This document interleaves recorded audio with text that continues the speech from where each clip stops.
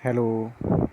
चलो हम लोगों ने अर्थमेटिक में लेक्चर 4 तक की बात कर ली थी, ठीक है। 106 नंबर क्वेश्चन तक हम लोगों ने लगा लिए थे। 107 नंबर क्वेश्चन पे आते हैं हम लोग। देखो 107 नंबर क्वेश्चन क्या कह रहा है। कह रहा है कि किसी वृत्त की त्रिज्या में 50% की वृद्धि कर दी जाए तो उसके क्षेत्रफल में कितने परसेंट की वृद्धि हो जाएगी। कह रहा है किसी वृत्त की त्रिज्या में 50% की वृद्धि कर दी जाए तो उसके क्षेत्रफल में कितने परसेंट की वृद्धि हो जाएगी। यानी त्रिज्या में कितने परसेंट की वृद्धि कर रहा है, 50% की वृद्धि कर रहा है। तो बता रहा है कि क्षेत्रफल में जो है कितने परसेंट की वृद्धि हो जाएगी। बात त्रिज्या की कर रहा है, मतलब 2D फिगर है कुल मिला के। तो 2D फिगर है मतलब क्षेत्रफल है। क्षेत्रफल हमारा क्या होता है, 2D होता है, ठीक है। याद रखो, जो हमारा क्षेत्रफल होता है वो क्या होता है, 2D होता है। और जो हमारा आयतन होता है वो क्या होता है, हमारा 3D होता है। तो आयतन हमारा होता है 3D और क्षेत्रफल जो होता है हमारा क्या होता है, 2D होता है। तो हम लोग कौन सा लगा लेंगे फॉर्मूला भाई, 50% की वृद्धि हो रही है, A+B वाला फॉर्मूला लगाएंगे, A+B और प्लस का AB/100, ठीक है। जिस हिसाब से A और B माइनस होता है, A और B में से कोई भी माइनस होता है तो AB हमारा क्या हो जाता है, माइनस हो जाता है। अब देखो हमारा फॉर्मूला क्या, 50% की वृद्धि, तो प्लस का 50 और प्लस का 50 इंटू 50 बटे कितना हो जाएगा, 100 हो जाएगा। 2 जीरो से 2 जीरो सिंगल सिंगल कट गया, कितना हो गया हमारा, 100 हो गया। 100 प्लस का 5×5 = 25, यानी कितने परसेंट की वृद्धि हो जाएगी, 125% की वृद्धि हो जाएगी, ठीक है। ये सब चीज़ें तो पहले भी करा चुके हैं क्वेश्चन। अब देखो नेक्स्ट क्वेश्चन पे आते, ये देखो अगला क्वेश्चन जो है तुम्हारा अच्छा है, ठीक है। अगला क्वेश्चन तुम्हारा अच्छा है। तो नेक्स्ट क्वेश्चन क्या कह रहा है, कह रहा है कि किसी वस्तु के मूल्य में R% की वृद्धि की गई। किसी वस्तु के मूल्य में क्या है कि किसी वस्तु के मूल्य में R% की वृद्धि की गई।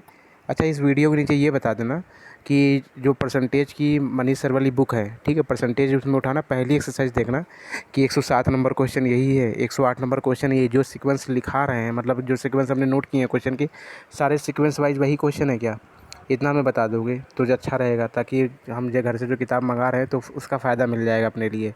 हम क्वेश्चन नोट नहीं करेंगे, सीधा वही वाइट बोर्ड जो है उसी में सॉल्व करके तुम्हारे बताते चले जाएंगे, और जिस जो एक प्रकार के क्वेश्चन है उनको छोड़ते चले जाएंगे, ठीक है। तो समझ लो मैंने क्या क्या है कि मैंने परसेंटेज पूरा कंप्लीट कर लिया है, प्रॉफिट एंड लॉस भी पूरा कंप्लीट कर लिया है, डिस्काउंट भी पूरा कंप्लीट कर लिया है, बस अब लिखा नहीं है केवल, ठीक है। प्रॉब्लम यही कि क्वेश्चन हम कहाँ से पढ़ेंगे, ये दिक्कत हो रही है कि हर बार इधर से उधर जाना, बैक करके इधर जाना, बैक करके, क्योंकि सामने जब सवाल होगा तभी समझ में आएगा, समझाने में भी हमको आएगा, ठीक है। तो हमने क्या किया है कि परसेंटेज पूरी ख़त्म हो गया, प्रॉफिट एंड लॉस ख़त्म हो गया, डिस्काउंट ख़त्म हो गया, एज ख़त्म हो गया, ठीक है, और रेशियो ख़त्म हो गया। 5 चैप्टर हमने पूरे फिनिश कर डाले हैं मनीष सर की बुक से, समझ लो 5 चैप्टर। तो ये 5 बहुत तेज़ी से कराना है, मतलब वही सुनो मेरी बुक आ जाए, बोली मनीष सर वाली बुक आ जाए तो कम से कम बहुत तेज़ी से तब उधर अर्थमेटिक का बहुत इधर से कंप्लीट करा देंगे। इसके बाद अब एवरेज ख़त्म करेंगे, ठीक है। इसके बाद एवरेज ख़त्म करेंगे तो सारे तुम्हारे मैथमेटिक्स के सारे चैप्टर कंप्लीट हो जाएंगे अर्थमेटिक में, समझ लो कोई दिक्कत नहीं होगा। चलो बस ये बता देना कि सीक्वेंस सारे वही क्वेश्चन है कि नहीं है, ठीक। अब देखो 8वां नंबर कह रहा है कि किसी वस्तु के मूल्य में R% की वृद्धि की गई। किसी वस्तु के मूल्य में क्या है कि R% की वृद्धि की गई, बाद में बढ़े हुए मूल्य में R% की कमी की गई। मतलब R% की पहले वृद्धि कर रहा है, पहले क्या कर रहा है, R% की वृद्धि कर रहा है, ठीक है। पहले R% की वृद्धि कर रहा है, इसके बाद R% की कमी कर रहा है। यदि वस्तु का अंतिम मूल्य कह रहा है अगर 1 रुपये हो, यदि वस्तु का अंतिम मूल्य कितना हो, अगर वस्तु का अंतिम मूल्य तुम्हारा 1 रुपये हो तो आरंभ में मूल्य क्या था ये बताना है। वस्तु का अंतिम मूल्य अगर 1 रुपये है तो आरंभ में मूल्य कितना था ये बताना है, ठीक है। इस प्रकार का क्वेश्चन हमने जनसंख्या वाला जैसे क्वेश्चन किया था वैसे ही लगाएंगे इसको भी, ठीक है। हमने मान लिया कि आरंभ में मूल्य कितना था, हमारा आरंभ में मूल्य था एक्स। आरंभ में मूल्य कितना था, एक्स। यानी कि वस्तु के मूल्य में कितने परसेंट की वृद्धि हो रही है, वस्तु के मूल्य में R% की वृद्धि हो रही है। कितने परसेंट की वृद्धि हो रही है, R% की वृद्धि हो रही है। हर चीज़ अपने आप में 100% होती है, हर चीज़ अपने आप में कितने परसेंट होती है, 100% होती है, ठीक है। हर चीज़ अपने आप में 100% होती है। R% की वृद्धि हो गई तो हमारा कितना हो गया, 100 प्लस का R, ठीक है। हर चीज़ अपने आप में 100% होती है, R% की वृद्धि हो गई तो हमारा कितना हो गया, 100 प्लस का R। तो एक्स इंटू क्या हो जाएगा, 100 प्लस का R, ठीक है, अपॉन में क्या हो जाएगा, इंटू 100। ये तो करते थे, जैसे 25% की वृद्धि हो जाती थी तो 125/100 लिखते थे। वैसे इसमें क्या है कि R% की वृद्धि हुई है, R% की वृद्धि हुई, इसका मतलब क्या हो जाएगा, 100 प्लस का R अपॉन में 100 हो जाएगा, ठीक है। इंटू कितने परसेंट की कमी हुई, R% की कमी हुई हो तो 100 माइनस का R क्या हो जाएगा, 100 माइनस का R अपॉन में कितना हो जाएगा, 100। बराबर में कितना मिलता है हमको, 1 रुपये मिलता है। बराबर में कितना रुपये मिल रहा है हमको, बराबर में हमको 1 रुपये मिल रहा है। अब x की वैल्यू निकालनी, हल कर लो। ये देखो 100 प्लस का आर है, ये 100 माइनस का आर है, तो क्या हो जाएगा 100 माइनस का आर का होल स्क्वायर। एक तरह से अगर 100 को a माने और r को b माने तो ये क्या लिखा है, a प्लस का b एक ब्रैकेट में, दूसरे ब्रैकेट में a माइनस का b लिखा है, यानी a स्क्वायर माइनस का b स्क्वायर लिखा है। तो उसी प्रकार से ये क्या हो जाएगा 100 का इन दोनों को मिला के क्या हो जाएगा 100 का होल स्क्वायर माइनस का r स्क्वायर। और ये क्या है 100 का होल स्क्वायर कहाँ चला जाएगा, एक तरफ, यानी कुल मिला के ऐसे बन जाएगा तुम्हारा, क्या बन जाएगा कि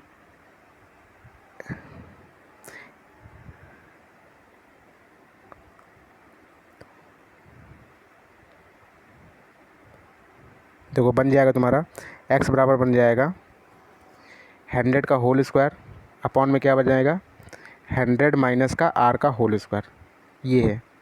अब ऑप्शन पे देखें किस हिसाब से ऑप्शन है हमारा, ठीक है।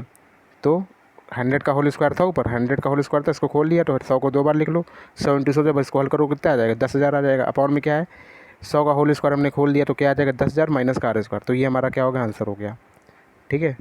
ये हमने जब क्वेश्चन कराया, जब हम क्वेश्चन करा रहे थे, ऐसा क्वेश्चन आया था जब पार्क में बैठ के, तो हमने इसको छोड़ दिया था, ठीक है। तो इस तरह से क्वेश्चन होगा ये वाला। आगे बात समझ में, अगले क्वेश्चन पे आएंगे।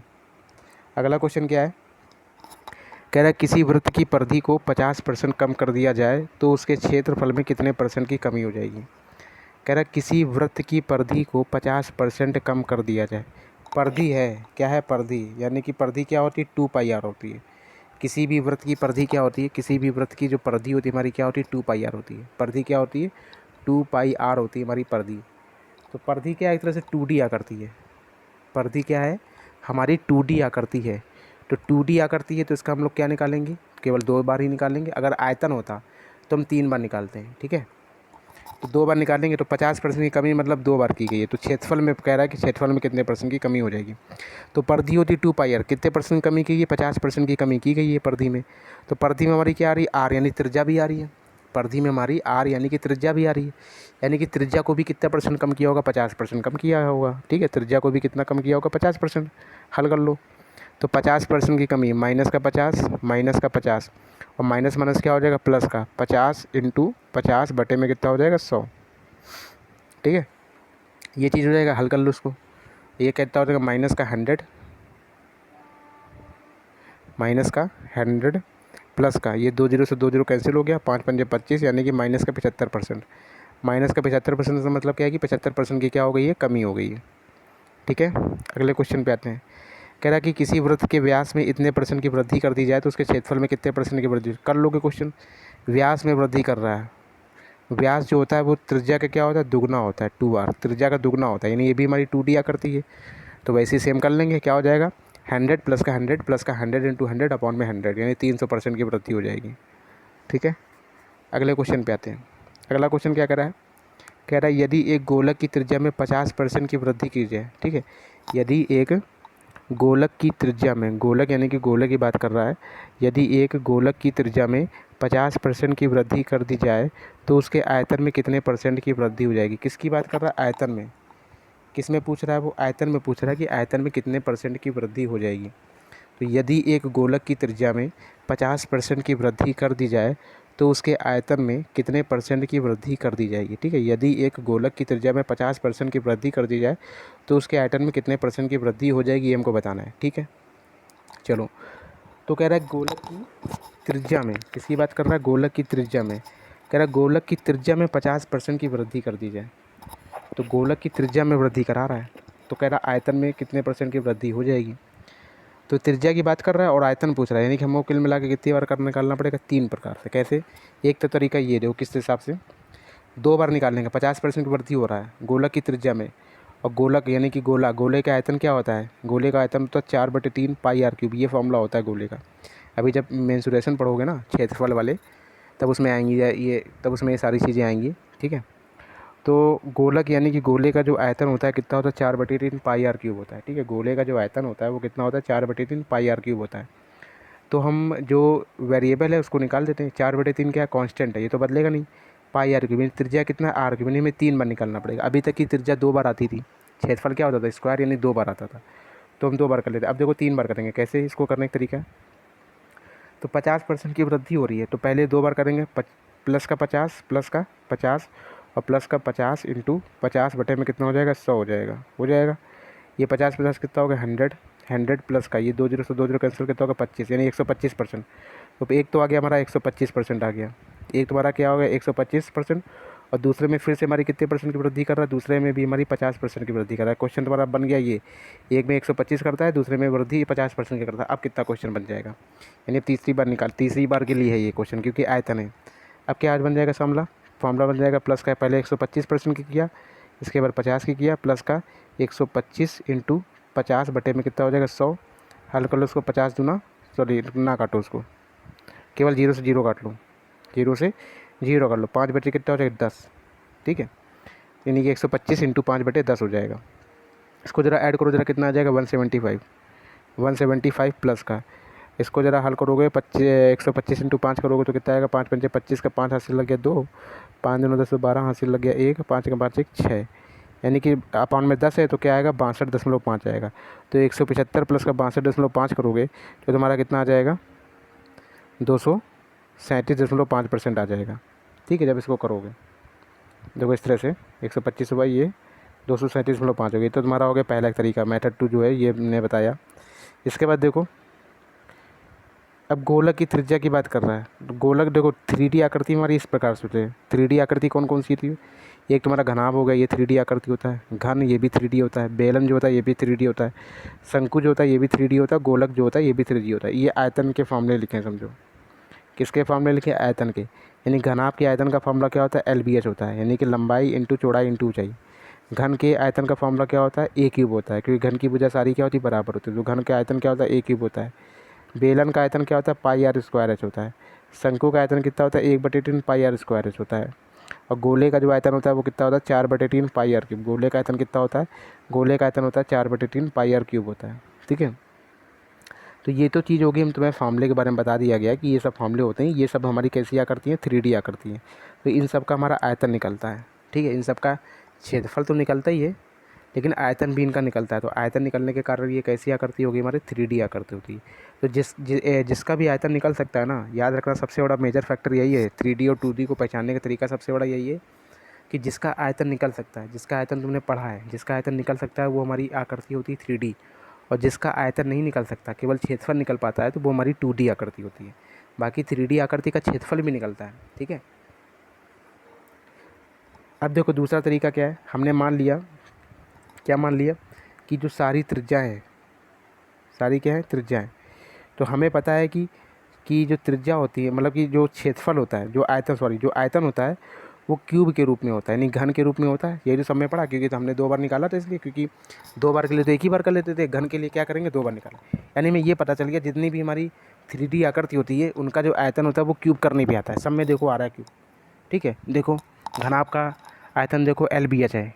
LBH यानी कि लंबाई भी मीटर में होगी, चौड़ाई भी मीटर में होगी, ऊंचाई भी मीटर में होगी। तो तीनों मीटर में, तो मीटर क्यूब हो रहा है। इसी प्रकार से घन भी क्या हो रहा है, क्यूब हो रहा है। बेलन भी क्या बनना है, क्यूब बनना है। R² तो मीटर स्क्वायर इंटू H भी मीटर, तो मीटर क्यूब बनना है। इसी प्रकार से शंकु भी मीटर क्यूब बनना है।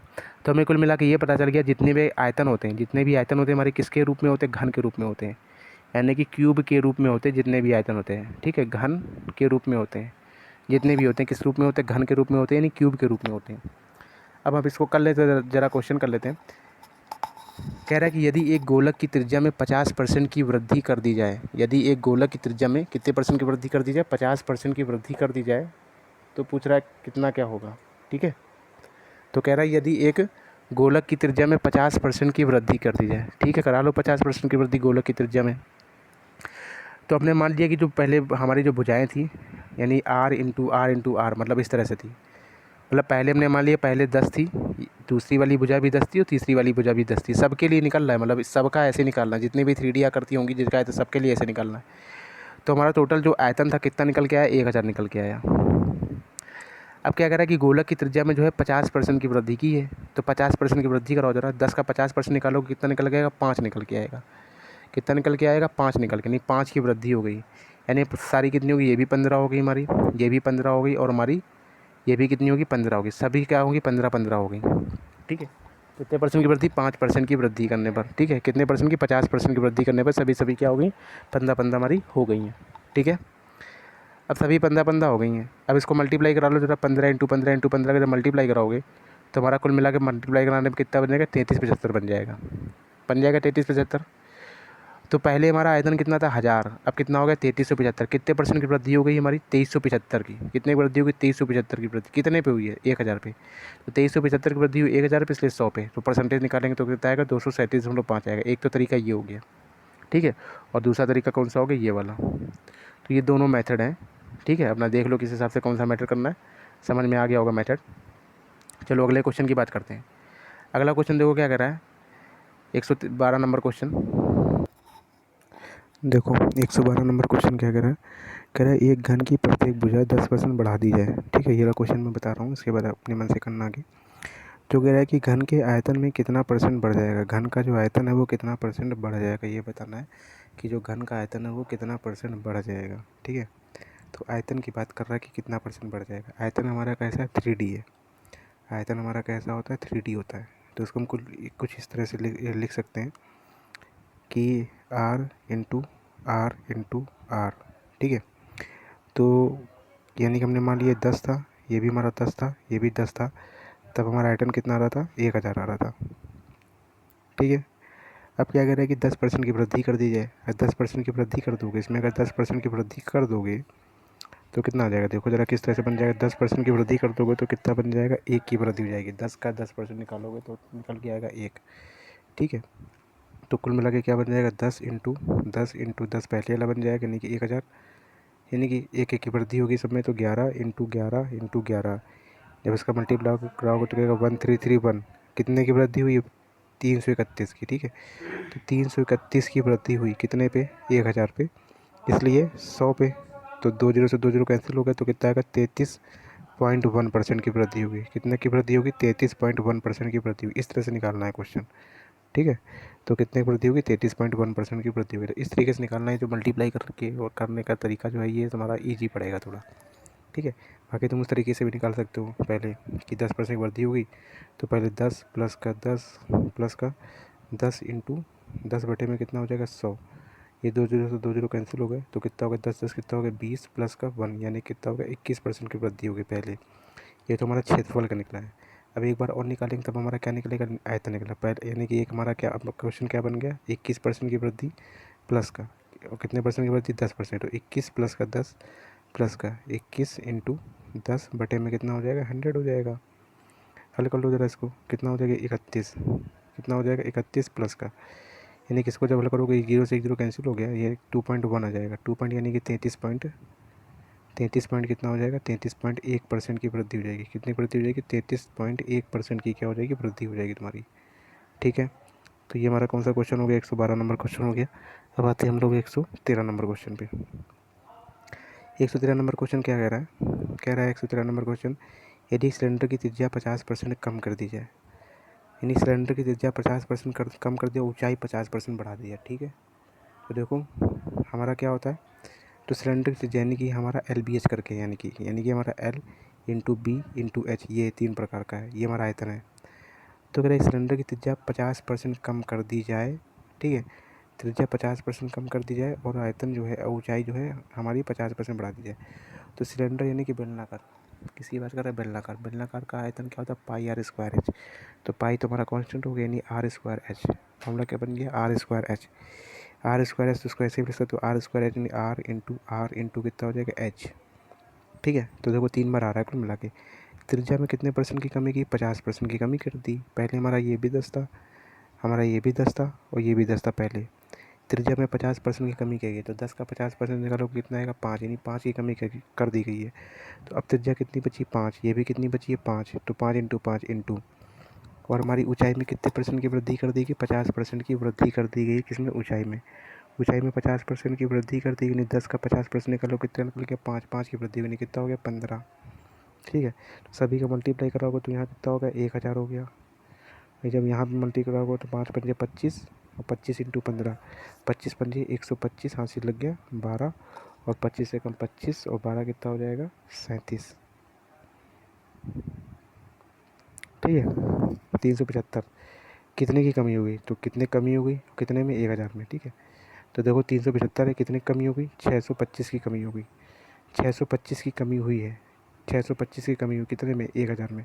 तो 625/1000 इंटू कितना हो जाएगा 100। जब इसको सॉल्व करोगे कितना आएगा, 62.5%। तो इतना परसेंट हमारा आयतन क्या हो जाएगा, कम हो जाएगा, नहीं 62.5% हमारा आयतन क्या हो जाएगा, कम हो जाएगा, ठीक है। तो 62.5% हमारा आयतन क्या हो जाएगा, कम हो जाएगा, ठीक है। चलो आगे बात करते हैं।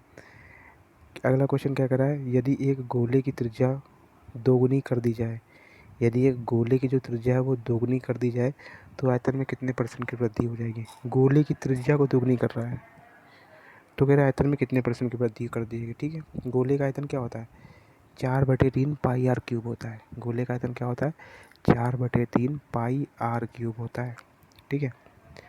तो उसकी त्रिज्या अगर दोगुनी कर दी जाती तो परसेंट वृद्धि बतानी है, ठीक है।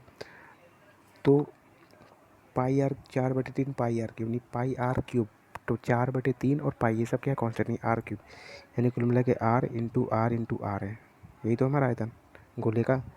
त्रिज्या को अब कर दिया दोगुनी, मान लो पहले थी 10, पहले थी 10, अब त्रिज्या को दोगुना की, सारी क्या है त्रिज्याएँ हैं, तो सारी दुगनी कर दो, यानी कि ये हो गया 20, ये भी हमारा कितना हो गया 20 इंटू ये भी कितना हो जाएगा 20। जब मल्टीप्लाई कराओगे तो इसका कितना आ जाएगा, 1000 आ जाएगा। जब इसका मल्टीप्लाई होगा कितना आएगा, 2 2 4 8, 8000 आ जाएगा, ठीक है। तो कितने परसेंट की वृद्धि होगी, पहले था 1000, अब कितना हो गया 8000, कितने की वृद्धि हुई, 7000 की वृद्धि हो गई। 7000 की वृद्धि हुई है कितने पे, 1000 पे, इसलिए 100 पे, ठीक है। तो देखो 7000 की वृद्धि हुई कितने पे, 1000 पे, इसलिए हमारा 100 पे कितनी हुई। तो सॉल्व कर लेंगे कितना आ जाएगा, 700% आ जाएगा। कितना आ जाएगा हमारा, 700% हमारा आंसर आ जाएगा, ठीक है। तो 700% हमारा आंसर आ जाएगा, ठीक। चलो अगले क्वेश्चन की बात करते हैं। अगला क्वेश्चन क्या कह रहा है, कह रहा है कि एक मशीन की कीमत हर वर्ष 10% घट जाती है। एक मशीन की जो कीमत है वो हर साल कितने परसेंट घट जाती है, 10% घट जाती है। तदनुसार यदि उसकी वर्तमान कीमत जो है 50,000 रुपये हो, ये ठीक है। तदनुसार यदि उसकी वर्तमान कीमत 50,000 रुपये हो तो 2 वर्षों बाद उसकी कीमत कितनी रह जाएगी, ठीक है। 2 वर्षों बाद कह रहा है कि 2 वर्षों बाद उसकी कीमत कितनी रह जाएगी, ये हमको बताना है कि 2 साल के बाद उसकी कीमत कितनी हो जाएगी, ठीक है। 2 साल के बाद जो है उसकी कीमत जो है कितनी हो जाएगी, ये हमको बताना है,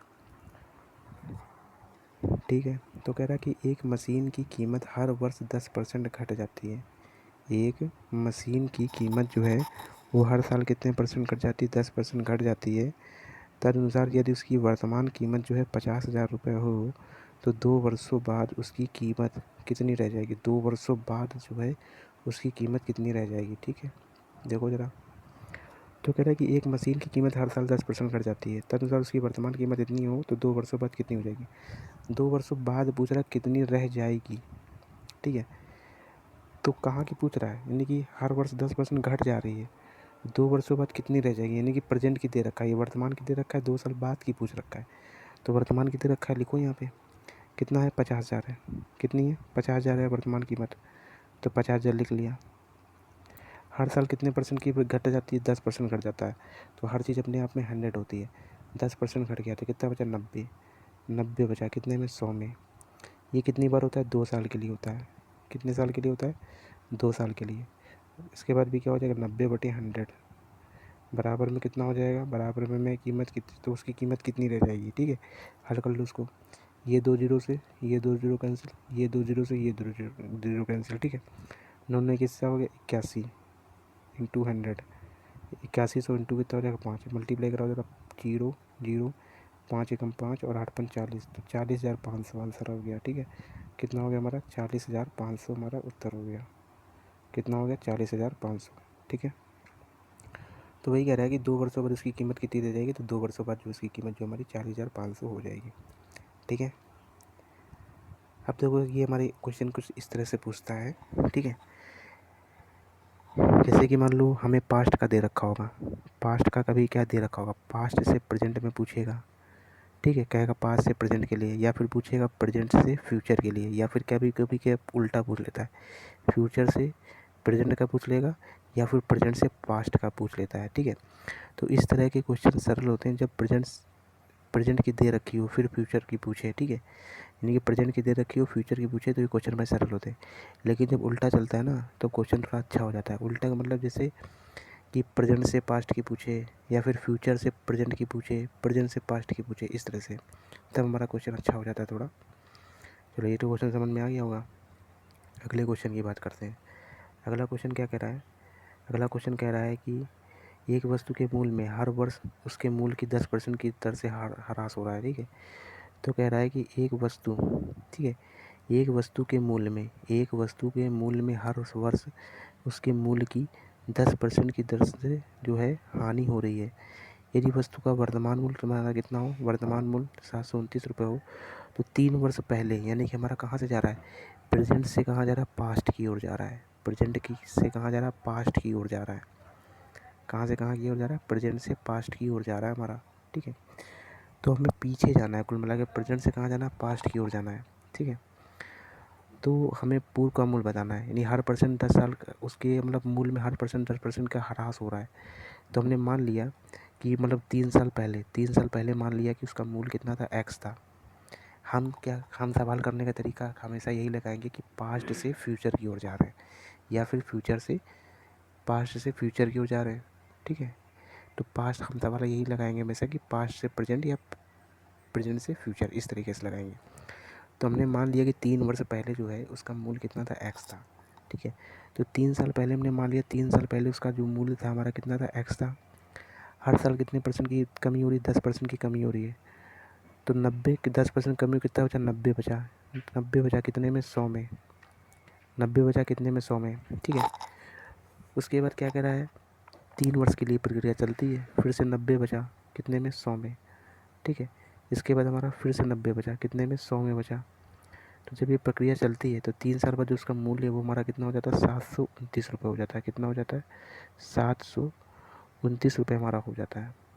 कितना हो जाता है, 729 रुपये हमारा हो जाता है। ठीक है, तो वही कह रहा है कि एक वस्तु के मूल्य में हर वर्ष उसके मूल्य की 10% की दर से ह्रास होता है। यदि वस्तु का वर्तमान मूल्य कितना हो, 729 रुपये है, तो 3 वर्ष पहले उसका मूल्य कितना था, यानी एक्स के मान पूछ रहा है कि 3 वर्ष पहले उसका मूल्य कितना था।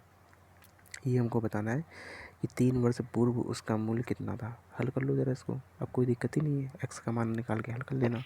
ठीक है, अब किस तरह से रख रहे हैं वो चीज़ ज़रा सीखो बस। ठीक है, चलो अगले क्वेश्चन की बात करते हैं। अगला क्वेश्चन क्या कह रहा है, कह रहा है कि एक महाविद्यालय के व्यावसायिक पाठ्यक्रम में हर वर्ष 15% सीटें बढ़ जाती हैं। तदनुसार यदि सन 2012 में 800 विद्यार्थी रहे हों तो सन 2014 में उनकी सीटों की संख्या कितनी हो जाएगी। ठीक है, तो कह रहा है कि एक महाविद्यालय के व्यावसायिक पाठ्यक्रम में हर वर्ष 15% सीटें बढ़ जाती हैं। कह रहा है तदनुसार यदि सन 2012 में 800 विद्यार्थी रहे हों तो सन 2014 में उनकी सीटों की संख्या कितनी हो जाएगी। सन 2014 में उनकी सीटों की संख्या कितनी हो जाएगी, ये हमको बताना है। ठीक है, तो ये चीज़ हमको बतानी है, चलो बताते हैं। तो कह रहा है कि हर साल कितने परसेंट की वृद्धि हो रही है, 15% की वृद्धि हो रही है। और कह रहा है कि 2012 में 800 विद्यार्थी रहे थे तो 2014 में कितने विद्यार्थी रहेंगे, यानी कि प्रेजेंट से फ्यूचर की ओर जा रहा है। तो सरल है सवाल हमारा, ईजी है। तो हमने मान लिया कि 800 विद्यार्थी हैं इधर, और हर साल कितने परसेंट की वृद्धि हो रही है, 15% की, यानी कि 115/100। कितने साल प्रक्रिया चलती है हमारी ये, 2 साल चलती, 2012 से 14। फिर से 115/100, बराबर में कितना मिल रहा है हमको, बराबर में हमको मिल रहे हैं कितना, ये बराबर हमको बताना है। अब देखो, तो 2 साल प्रक्रिया चली, 2012 से 2014 चल रहा है। तो 2014 में 2012 से 14, ठीक है, 2012 में विद्यार्थियों की संख्या थी 800, तो 2013 और 2014 2 साल के लिए। 2012 से नहीं बताना है, 2012 से वृद्धि नहीं हो रही, 2012 में तो 800 थे, तो 2012 से 2013 कितना साल हो गया, 1 साल। 2013 से 2014 कितना साल हो गया, 2 साल, 2 बार वृद्धि होगी। तो इसको हमें सॉल्व करके बताना है, ये हमारा आंसर हो जाएगा। सॉल्व कर लो, आंसर निकल आएगा कि 2014 में कितने बच्चे होंगे। ठीक है, चलो आगे बात करते हैं। कह रहा है कि एक तालाब में मेंढकों की संख्या प्रत्येक वर्ष जो है 5% बढ़ जाती है। ठीक है, एक तालाब में मेंढकों की संख्या प्रत्येक वर्ष 5% बढ़ जाती है। यदि आज तालाब में एक 4410 मेंढक हों, ठीक है, यदि आज तालाब में 4410 मेंढक हों तो 2 वर्ष पहले कितने थे? ठीक है, तो बोल रहा है कि एक तालाब में मेंढकों की संख्या, एक तालाब में मेंढकों की संख्या प्रत्येक वर्ष 5% बढ़ जाती है। यदि आज तालाब में इतने मेंढक हों तो 2 वर्ष पहले कितने थे? यानी प्रेजेंट का दे रहा है कि प्रेजेंट में 4410 मेंढक हैं तो 2 वर्ष पहले कितने थे, यानी पास्ट में जा रहा है। प्रेजेंट से कहाँ की ओर जा रहा है? पास्ट की ओर। तो हम तो हमेशा मानेंगे कि हम आगे से जाने, तो हम ये मानेंगे कि हम पास्ट में खड़े हैं। हम क्या मानेंगे कि हम पास्ट में खड़े हैं। तो पास्ट में खड़े हैं तो पास्ट की संख्या नहीं मालूम हमको, तो पास्ट का कितना मान लेंगे? एक्स। तो हमने मान लिया 2 वर्ष पहले जो मेंढक थे वो कितने थे? एक्स थे। 2 वर्ष पहले मेंढक कितने थे? एक्स थे। हर साल कितने परसेंट बढ़ जाते हैं? 5% बढ़ जाते हैं। तो कितना हो जाएगा? 105/100। ये प्रक्रिया कितने साल चलती है? ये प्रक्रिया चलती है 2 साल के लिए। फिर से अगले साल 5% बढ़े होंगे तो 105/100। तो इस हिसाब से जो आज हैं, आज प्रेजेंट टाइम में कितने हैं? 4410 हैं। ठीक है, एक्स का मान निकाल लो, हल करके आंसर हो जाएगा। ठीक है, चलो आगे आते हैं। अगला क्वेश्चन क्या कह रहा है? अगला क्वेश्चन कह रहा है कि एक पेड़ हर वर्ष अपनी ऊंचाई के 1/8 के बराबर बढ़ जाता है। यदि आज उसकी ऊंचाई जो है 64 सेंटीमीटर हो तो 2 वर्ष बाद बढ़कर कितनी हो जाएगी? 2 साल बाद जो है उसकी लंबाई कितनी हो जाएगी? ये नहीं पूछ रहा है कितनी बढ़ेगी, कह रहा है 2 साल बाद बढ़कर कितनी हो जाएगी, नहीं 2 साल के बाद उसकी लंबाई टोटल कितनी होगी ये हमको बताना है। ठीक है, चलो देखो, कह रहा है कि एक पेड़ हर वर्ष अपनी ऊंचाई का 1/8 बढ़ जाता है। ठीक है, तो इसको करने के 2 तरीके बताते हैं। पहला तरीका देखो क्या है। पहला मेथड है कि हर साल कितना बढ़ रहा है? 1 बढ़ रहा है, 1/8 बढ़ रहा है। इसका इस लाइन का मतलब पता है क्या? इसका लाइन का मतलब है कि पेड़ की ऊंचाई कितनी? 8 है। पेड़ की ऊंचाई कितनी? 8 है। तो 1/8 के बराबर बढ़ जाता है। क्या होता है? बढ़ जाता है। बढ़ता है मतलब, यानी पेड़ की ऊंचाई प्रेजेंट टाइम में 8 है, कितना बढ़ गया? 1 बढ़ गया, यानी कितना हो गया? 9/8 हो गया टोटल। कितना हो गया? 9/8। यानी कि हर साल कितने परसेंट की वृद्धि हो रही? 9/8 की वृद्धि हो रही है। इसका मतलब हर बार कितनी की वृद्धि हो रही है? 9/8 की वृद्धि हो रही है। ठीक है, तो प्रेजेंट टाइम में कितनी है? हमारी 64 है।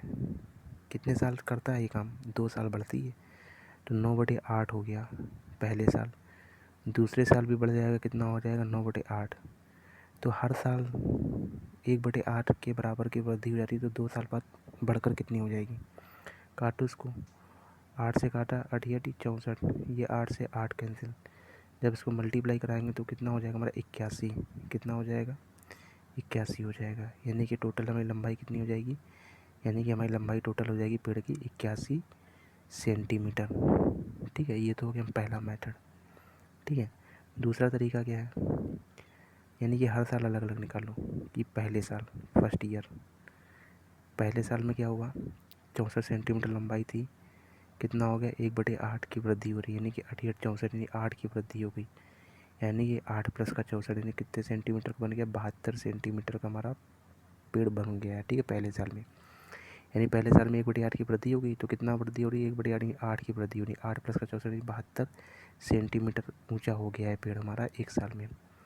अब सेकेंड ईयर का निकाल लो, सेकेंड ईयर का निकाल लो तो 72 इंटू कितना हो जाएगा? 1/8, यानी 8 9 72, यानी कितना हो जाएगा हमारा? 9। 9 प्लस का कितना? 72। 9 प्लस का 72, यानी कितना हो गया? 81। यानी प्रेजेंट टाइम में कितनी है? 81 सेंटीमीटर का हमारा पेड़ है। ठीक है, तो वही दोनों तरीके इसमें नोट है हमारे। ठीक है, दोनों तरीके सॉल्व कर लेना इसको। तो अगले क्वेश्चन पे आते हैं। अब देखो, चुनाव वाले क्वेश्चन आ रहे हैं हमारे। कौन से क्वेश्चन चालू हो गए? चुनाव वाले क्वेश्चन स्टार्ट हो गए। ठीक है, चलो देखते हैं पहला क्वेश्चन। तो क्वेश्चन के हिसाब से बाकी थ्योरी तो तुमको पता ही चुनाव वगैरह की, कि देखो चुनाव में क्या होते हैं। पहली बात तो कुल मतदाता होते हैं। क्या होते हैं? कुल मतदाता होते हैं। तो कुल मतदाता अपने आप में कितने परसेंट होते हैं? 100% होते हैं। ठीक है, एक तो कुल मतदाता होंगे, तो कुल मतदाता हमेशा तुमको 100% ही मानने। ठीक है, इसके बाद इसमें क्या होता है? एक तुम्हारा होता है इसमें वैध मत। कौन से मत होते हैं? एक तुम्हारा वैध मत होते हैं। कौन से? वैध मत। तो वैध मत क्या होते हैं? वैध मत वो होते हैं एक होता है वैध मत और एक होता है अवैध मत। एक होता है वैध मत और एक होता है अवैध मत। वैध मत क्या होता है? वैध मत वो होते हैं जो हमारे इलेक्शन हुआ मान लो, ठीक है, गांव वगैरह में जब होते थे ग्राम प्रधान के, तो पेपर से होते थे, मतलब अंगूठा लगता था, ठीक है। तो क्या होता था, अंगूठा जैसे हमको लगाना था, कमल के सामने लगाना था, पंजा और कलम है, कमल कमल पंजा और कमल है, ठीक है। अब हमने क्या किया कि ना तुमने पंजा पे लगाया ना हमने कमल पे लगाया, हमने सीधा इन दोनों के बीच में लगा दिया, तो वोट हमारा क्या हो गया, बेकार हो गया। तो ये वोट क्या हो गया, अवैध मत हो गए, ठीक है। और वैध मत क्या होते हैं, जो बिल्कुल सही सही पढ़े उनको बोलते हैं वैध मत। अब चुनाव में क्या होते हैं, प्रत्याशी होते हैं। प्रत्याशी होते हैं मतलब जीत और हार का जो रिजल्ट है वो किससे निकलता है, प्रत्याशियों के मिलने वाले वोटों से पता चलता है, यानी कि प्रत्याशी को कितने वोट मिले उस हिसाब से पता चलता है जीत और हार का, ठीक है। तो जीत और हार का पता कैसे चलता है, प्रत्याशियों से पता चलता है। चलो क्वेश्चन पे आते हैं ज़रा। कह रहा है कि एक चुनाव में दो उम्मीदवार ने भाग लिया। एक चुनाव में कितने उम्मीदवारों ने भाग लिया, दो उम्मीदवारों ने भाग लिया, ठीक है। उनमें एक जो है 60% मत प्राप्त करता है, यानी पहले वाले को 60% मत मिलते हैं और वह 1600 मतों से क्या हो जाता है, जीत जाता है। तदनुसार डाले गए टोटल मत कितने हैं, डाले गए टोटल जो वोट है वो कितने हैं, ठीक है। देखते हैं ज़रा क्वेश्चन। कह रहा है कि एक चुनाव में दो उम्मीदवारों ने भाग लिया, ठीक है। तो चुनाव में संख्या अपने आप में कितने परसेंट होगी, 100% होगी। अपने आप में कितनी रही होगी, 100% रही होगी, ठीक है। तो एक चुनाव में दो प्रत्याशियों ने भाग लिया, उनमें एक को 60% वोट मिले। एक को कितने परसेंट मिले, 60%। पहले वाले को जो है वो कितने परसेंट वोट मिले, पहले वाले को जो है 60% वोट मिले। पहले वाले को कितने मिले, 60% वोट मिले और वह 1600 मतों से जीत जाता है। पहले वाले को 60 मिले तो दूसरे वाले को कितने मिले होंगे, दूसरे वाले को मिले होंगे 40%, ठीक है। तो पहले वाले को मिले हैं 60%, तो दूसरे वाले को कितने मिले होंगे, 40%, और वह 1600 मतों से जीत जाता है। 1600 वोटों से क्या हो जाता है, जीत जाता है। मतलब इन दोनों के बीच में जो वोटों का डिफरेंस है वो कितना है, 1600 वोटों का डिफरेंस है। हमारे हिसाब से परसेंटेज में हमको पता है कि परसेंटेज में कितना डिफरेंस है। पहले वाले को मिले हैं 60% और दूसरे वाले को कितने मिले हैं, 40%। कितने परसेंट का डिफरेंस है, 20% का डिफरेंस है। कितने परसेंट का डिफरेंस है, 20% का डिफरेंस है दोनों में, ठीक है। तो हमारे हिसाब से डिफरेंस है 20% का और सवाल में कितने का है, 1600 का। तो 20% बराबर कितने हो जाएगा, 1600 के। इसलिए एक बराबर कितना हो जाएगा, 80 के। तो 100 बराबर कितना हो जाएगा, 100% बराबर कितना हो जाएगा, 80 × 100 यानी कि 8000। कितना हो जाएगा, 8000। यानी कि टोटल मतों की संख्या कितनी है हमारी, इसका मतलब टोटल मत है हमारे वो कितने हैं, टोटल मत जो हमारे कितने, 8000 है, ठीक है। तो टोटल मत हमारे कितने, 8000 है,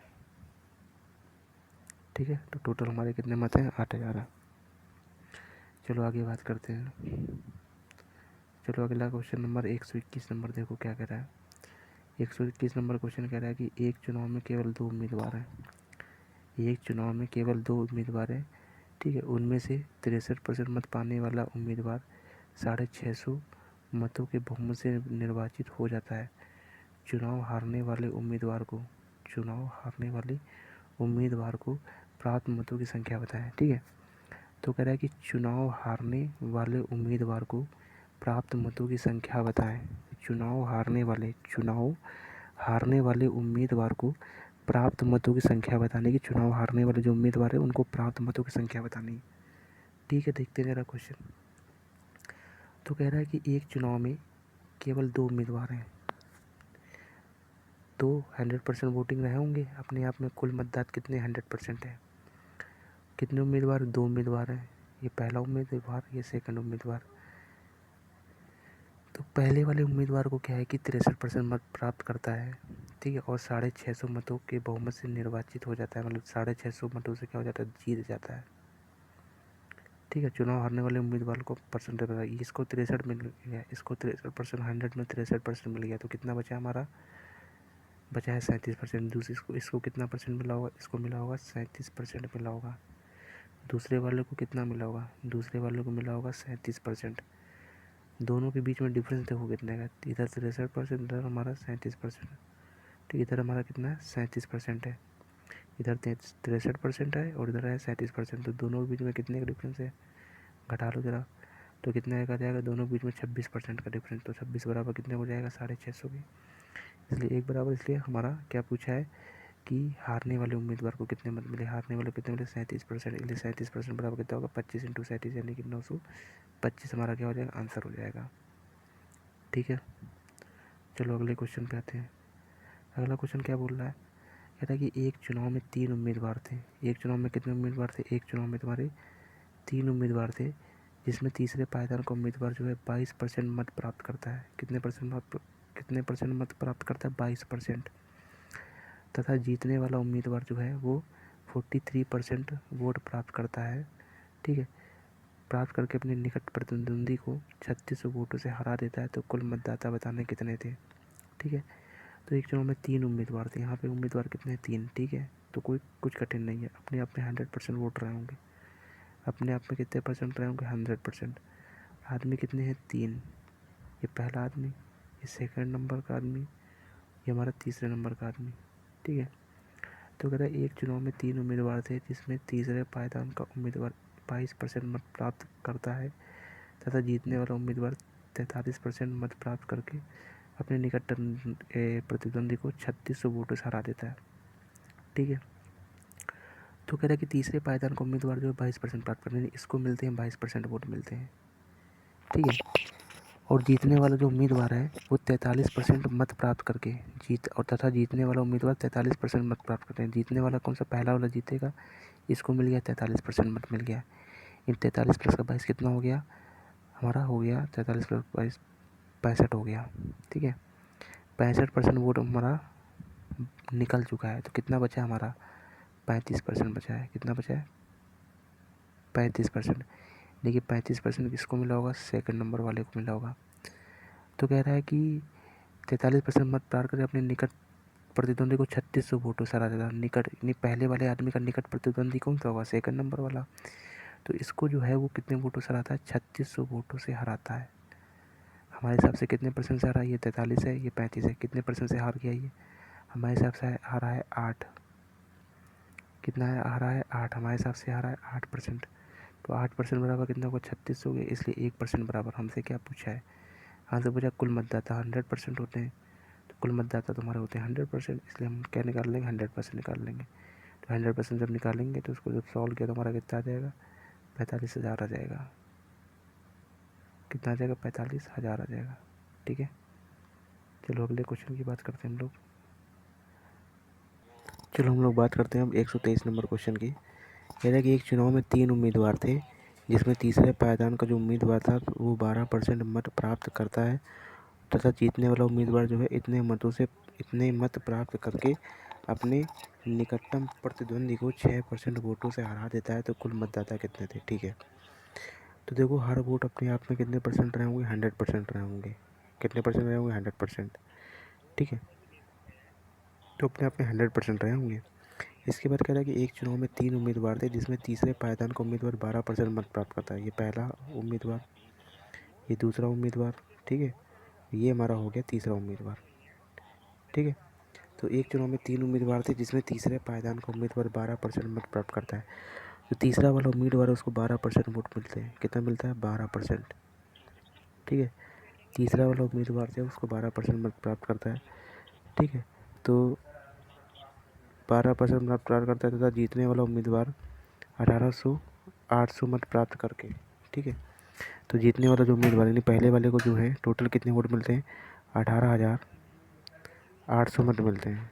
ठीक है, तो प्राप्त करके अपने निकटतम प्रतिद्वंदी को 6% वोटों से, इतना ये पता है कि ये जो है पहला वाला है वो 6% वोटों से जीत रहा है। पहला वाला कितने परसेंट वोटों से जीत रहा है, 6% वोटों से जीत रहा है। इसका मतलब क्या है पता है, इसका करने के 2 तरीके बताते हैं। तो कुल मिला के क्वेश्चन हमारा ये दे रखा था, 2 मेथड बताते भी, रुको जरा। कह रहा है कि जो पहला वाला उम्मीदवार है उसको 18,800 वोट मिल जाते हैं और जो तीसरा उम्मीदवार है उसको 12% वोट मिलता है। और जो पहला और दूसरा है यानी कि जीतने वाला कौन है, पहला। तो पहला वाला जो अपने निकटतम प्रतिद्वंदी कौन सा होगा, दूसरा नंबर वाला। तो ये जो है 6% वोटों का डिफरेंस आता है, यानी इन दोनों के बीच में जो है कितने वोटों का डिफरेंस आ रहा है, इन दोनों के बीच में 6% वोटों का डिफरेंस आ रहा है हमारा, ठीक है। इन दोनों के बीच में 6% वोटों का डिफरेंस आ रहा है, यानी कि 18,800 मिल रहा है पहले वाले को, प्राप्त करके अपने निकटतम प्रतिद्वंदी को 6% वोटों से हरा देता है। तो अपने निकटतम प्रतिद्वंदी को 6% वोटों से हरा रहा है, यानी कि अगर मान लें एक्स को, दूसरे वाले को मिला है एक्स, दूसरे वाले को एक्स मिला है, तो पहले वाले को कितना मिला होगा, एक्स प्लस का 6% वोट मिले होंगे, ठीक है। तो पहले वाले को कितना मिला होगा, एक्स प्लस का 6% वोट मिले होंगे, और दूसरे वाले को कितना मिला है, एक्स मिला हुआ है। और तीसरे वाले को पता ही मैं, तीसरे वाले को कितना मिला है हमारा, तीसरे वाले को 12% वोट मिला है, ठीक है। तो ये तीनों का जो जोड़ है वो कितने परसेंट बराबर होगा, टोटल 100% के बराबर होगा। कर लो जरा 100% बराबर, तो करो तो जरा, तो क्या हो जाएगा, 2x प्लस का 18, 2x प्लस का 18 बराबर कितना हो जाएगा हमारा, हो जाएगा 100। तो x बराबर कितना हो जाएगा, यानी कि 100 माइनस का 18, 100 माइनस 2x बराबर कितना, 2x बराबर हो जाएगा हमारा 100 माइनस का 18, 100 माइनस 18 घटाओ तो कितना हो जाएगा, 10 से 8 गया 2, 10 से 8 गया 2, यहाँ कितना बचा हमारा 9 से गया 8, एक्स बराबर कितना निकल गया, बटे में 2, 2 चौके 8, 2 41%। यानी कि पहले वाले को हमें कितना मिला होगा, दूसरे वाले को मिला होगा 41%, और दूसरे पहले वाले को कितना मिला होगा, 41 प्लस का 6%, 41 प्लस का 6%, यानी कि 47% मिला होगा। इसको कितना मिला होगा, तो तीसरे वाले को 12% मिला होगा। और पहले वाले को कितने टोटल वोट मिलते हैं, 18,800, पहले वाले को कितना मिल रहा है टोटल, 18,800 मिल रहा है। हमारे हिसाब से कितना वोट मिल रहा है, 47%, और सवाल के हिसाब से 18,800, तो 47 बराबर कितना हो जाएगा, 18,800 की, इसलिए एक बराबर। इसके बाद क्या पूछ रहा है, कह रहे कुल मतदाता, इसलिए 100 बराबर। निकाल लोगे इसे, तो कितना आ जाएगा, टोटल 40,000 आ जाएगा। ये तो हो गया पहला मेथड एक्स मान के। अब देखो दूसरा मेथड, देखो मानने का तरीका देख लो बस, केवल बाकी तो सारे क्वेश्चन वैसे ही होंगे, ठीक है। टोटल 100% वोट है, 3 उम्मीदवार है, तीसरे उम्मीदवार को जो है 12% मिलता है। अब पहला उम्मीदवार और ये दूसरा उम्मीदवार है, ठीक है। इसमें हमको बताना है, पहले और दूसरे वाले में बताना है हमको कुल मिला के, ठीक है। तो ज़रा देखो तो फिर किस तरह से किया है। ये पहला उम्मीदवार था, ये दूसरा उम्मीदवार था, ये तीसरा उम्मीदवार था, इसको 12% मिला है। हमें ये मालूम है कि पहले और दूसरे उम्मीदवार के बीच में 6% वोटों का फासला है। कितने परसेंट वोटों का फासला है, 6%। इसका एक एग्जाम्पल देते हैं, जैसे कि मान लो तुम्हारे पास 5 रुपये है, मेरे पास है 10 रुपये, ठीक है। यानी कि अगर तुम हमको 1 रुपये दे दोगे, बराबर रुपये, अच्छा छोड़ो, हमारे पास भी 10 रुपये हैं, तुम्हारे पास भी 10 रुपये हैं, ठीक है। अगर तुम हमको 1 रुपये दे दो, तो हम दोनों के बीच में कितने रुपए का फासला हो जाएगा, 2 रुपये का फासला हो जाएगा। कैसे, हमारे पास 10 है, तुम्हारे पास 10 है, तुमने 1 रुपये हमको दे दिया, तो मेरे पास कितने हो जाएंगे, 11 रुपये हो जाएंगे, तुम्हारे पास कितने हो जाएंगे, 9 रुपये। यानी डिफरेंस कितने का हो गया, 2 रुपये का डिफरेंस हो गया। डिफरेंस 2 रुपये का हो गया, अंतर 2 रुपये का हो गया, यानी हमारे पास 2 रुपये ज़्यादा हो गए। तुमने दिया था 1 रुपये, लेकिन हमारे पास कितने ज़्यादा हो गए, 2 रुपये ज़्यादा हो गए। यानी कि डिफरेंस जो है उसका दोगुना हमारा आंसर आ जाता है, मतलब, ठीक है। तो डिफरेंस यानी कि हमारा डिफरेंस कितने का था, 1 का डिफरेंस था। कितने का डिफरेंस था, 1 का। तुमने रुपये तो 1 का दिया, 1 रुपये दिया, लेकिन डिफरेंस कितने का हो गया, 2 रुपये का डिफरेंस हो गया, ठीक है। उसी प्रकार से देखो ज़रा, हमारा टोटल 12% वोट हमारा बढ़ चुका है, 12% जो वोट है तीसरे वाले को मिल चुका है। तो 100 में से 12 घटा दो ज़रा, कितना बचेगा, हमारा कितना बचेगा, 88 बचेगा। यानी ये 88% वोट हमको दोनों में बांटने हैं, 88% वोट दोनों में बांटने। अगर तुम्हें कुछ नहीं पता है तो 88 का आधा कर दो, ये कितना होगा 44, और ये कितना होगा 44। यानी कि दोनों को हमने बराबर बांट दी, पहले वाले को भी 44 दे दिए और दूसरे वाले को भी 44 दे दिए। हमको कितने का अंतर रखना है, 6% वोटों का अंतर रखना है। इसका मतलब क्या है, इसका मतलब हमें जीत कौन रहा है, पहला वाला, हमें 6% वोटों का अंतर करना है, यानी कि 2 रुपये का अंतर, ठीक है। 10 रुपये तुम्हारे पास, 10 रुपये मेरे पास, हमें 2 रुपये का अंतर करना है। इसका मतलब तुम हमको कितना रुपये दे दोगे, 1 रुपये दोगे। इसी प्रकार से हमको कितने का अंतर करना है, 6 का अंतर करना है। कितने का अंतर करना है, 6 का अंतर करना है। 6 का अंतर करना है, इसका मतलब जो है दूसरा उम्मीदवार है, पहले वाले उम्मीदवार को कितना दे दे, अपनी तरफ से 3 दे दे। यानी दूसरा उम्मीदवार जो है इसको कितना दे दे, अपना 3% दे दे। तो कुल मिला के कैसे बनेगा, यानी इसको कितना मिल जाएगा, 41। इसको कितना मिलेगा, दूसरे वाले को मिलेगा 41, और पहले वाले को कितना मिल जाएगा, 44 प्लस का 3 है 47 बन गया। यानी कि पहले वाले को 47% मिला, दूसरे वाले को 41 मिला, और तीसरे वाले को कितना मिला, 12 मिला। तो सारी चीज़ें पता चल गई। अब जो जैसा क्वेश्चन बता रहा वैसा हल कर लो। जिस हिसाब से जैसा क्वेश्चन बता रहा वैसा हल कर लेंगे हम लोग, ठीक है। चलो आगे क्वेश्चन पे आते हैं। तो क्लियर हो गई ये तो बात। चलो आगे बात करते हैं अगले क्वेश्चन की। अगला क्वेश्चन कह रहा है कि एक चुनाव में 3 उम्मीदवार खड़े हैं। एक चुनाव में कितने उम्मीदवार खड़े हैं? 3 उम्मीदवार खड़े थे, ठीक है। एक चुनाव में 3 उम्मीदवार खड़े थे। तीसरे स्थान पर रहने वाले उम्मीदवार ने 10% मत प्राप्त किया, ठीक है। तीसरे स्थान पर रहने वाले उम्मीदवार ने 10% मत प्राप्त किया, जबकि जीतने वाला और दूसरे स्थान पर रहने वाले उम्मीदवार के बीच कुल 10% मतों का अंतर था। यदि दूसरे और तीसरे स्थान पर रहने वाले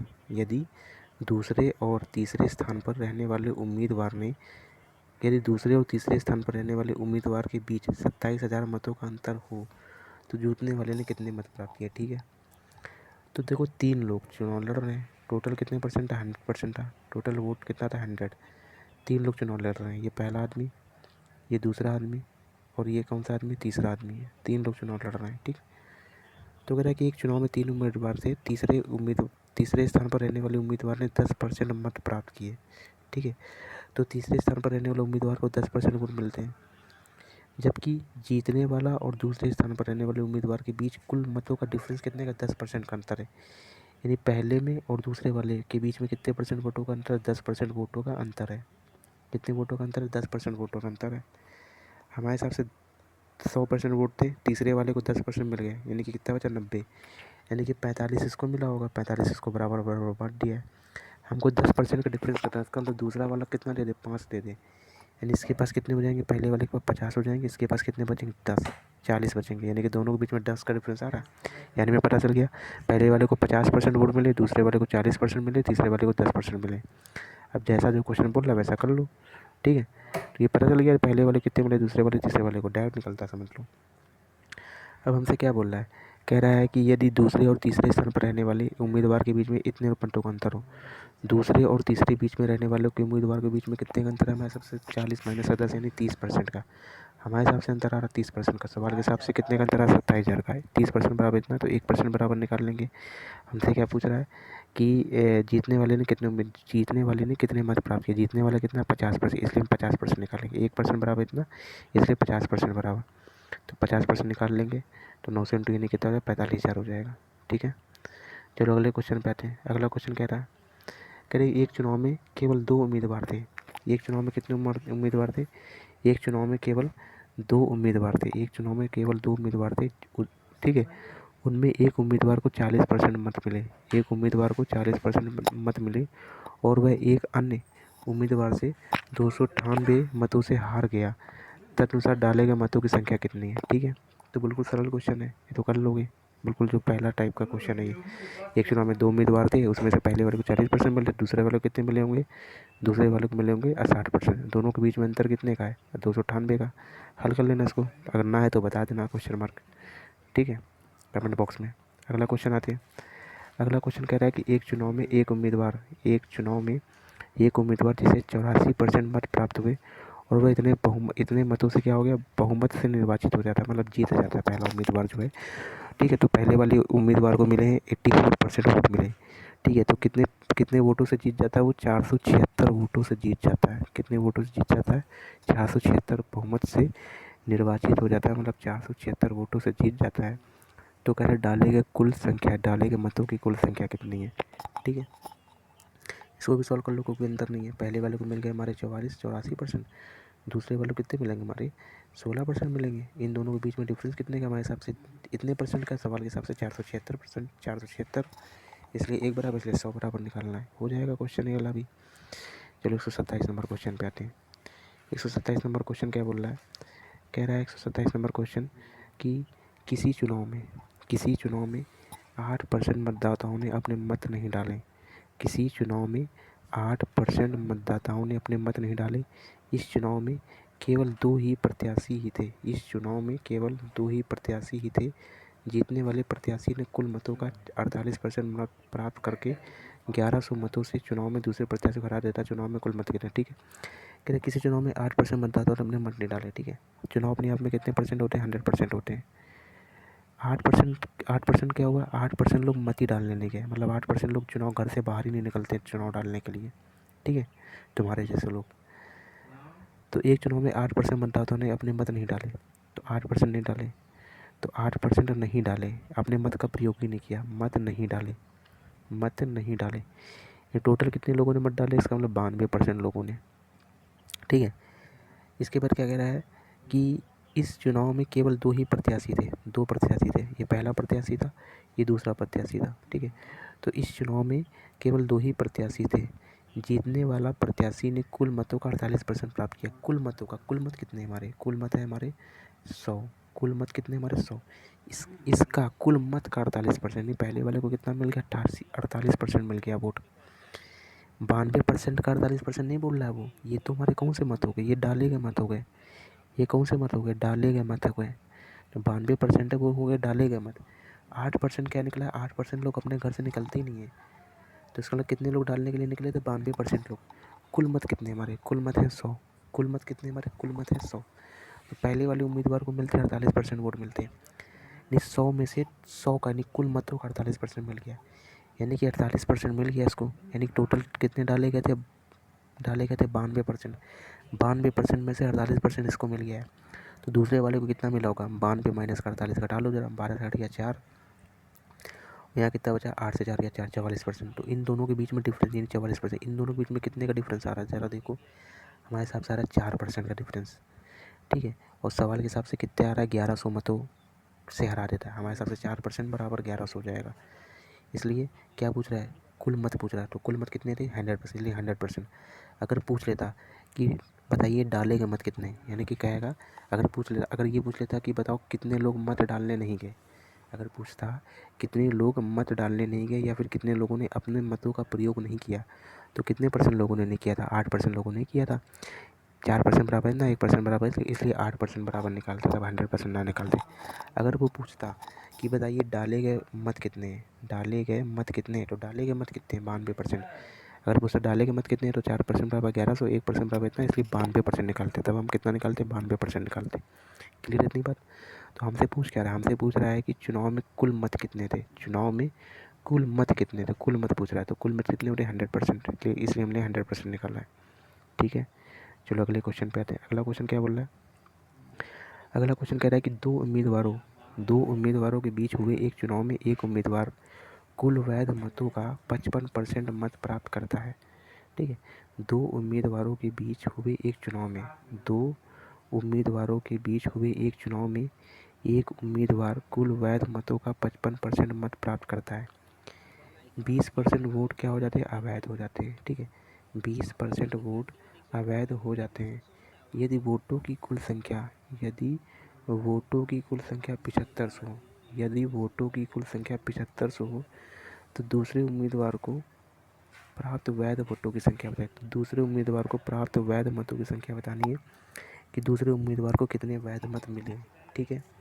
तो देखो क्या कह रहा है कि दो उम्मीदवारों के बीच हुए एक चुनाव में एक उम्मीदवार कुल वैध मतों का 55% मत प्राप्त करता है, ठीक है। कह रहा है 20% वोट अवैध थे, तो टोटल वोट कितने होते हैं, 100%, टोटल वोट कितने होते हैं, 100%। 20% हमारे क्या हो गए, अवैध हो गए, 20% क्या हो गए हमारे, अवैध हो गए, यानी 20% 100 का 20% नहीं, 20 हमारे क्या हो गए, अवैध हो गए। तो कितने बचे हैं, अब हमारे बचे हैं 80% बचे हैं, कितने बचे हैं, 80। इसके बाद कह रहा है यदि वोटों की कुल संख्या 7500, यानी कि 100% की वैल्यू दे रखी है, यानी कि 100% बराबर कितना दे रखा है, 100% बराबर दे रखा है हमारा 7500 के, इसलिए 1% हम पहले से निकाल लेते हैं। 1% बराबर कितना हो जाएगा हमारा, 1% बराबर हो जाएगा 75 के। हमें पता चल गया कि 1% की जो वैल्यू हमारी 75 के बराबर है, क्या पता चल गया कि 1% की जो वैल्यू है हमारी 75 के बराबर है, ठीक है।